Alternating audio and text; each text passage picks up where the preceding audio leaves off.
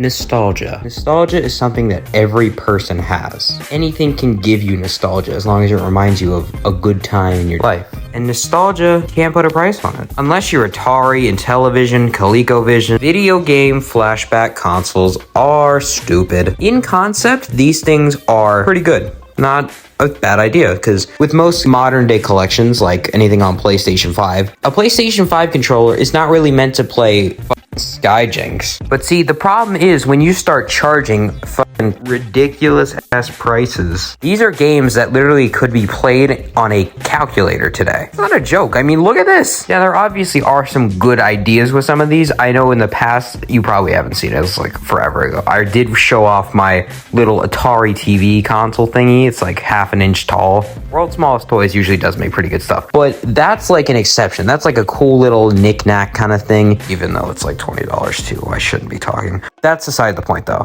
There's much better ways to go about playing these games. Hell, most of them you can just kind of pirate on the internet.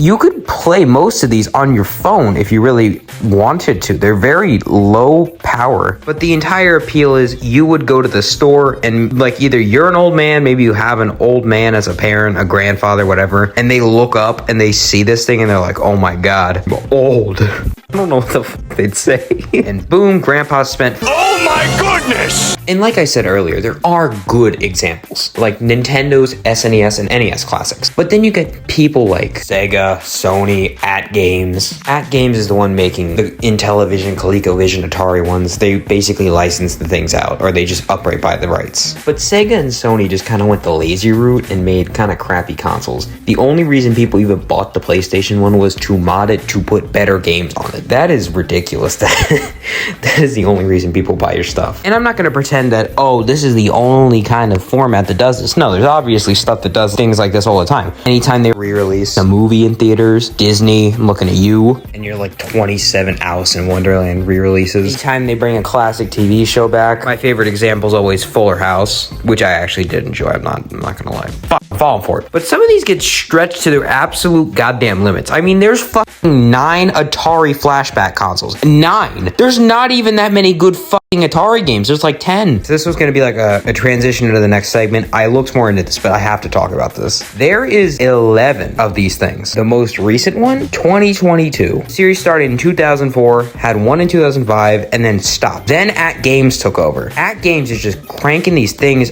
out. But the worst part of it is that there's not even all the games across the last console. They're all spread out entirely. You can't play all the games on it. But thank God you can play Yar's Revenge on every single one.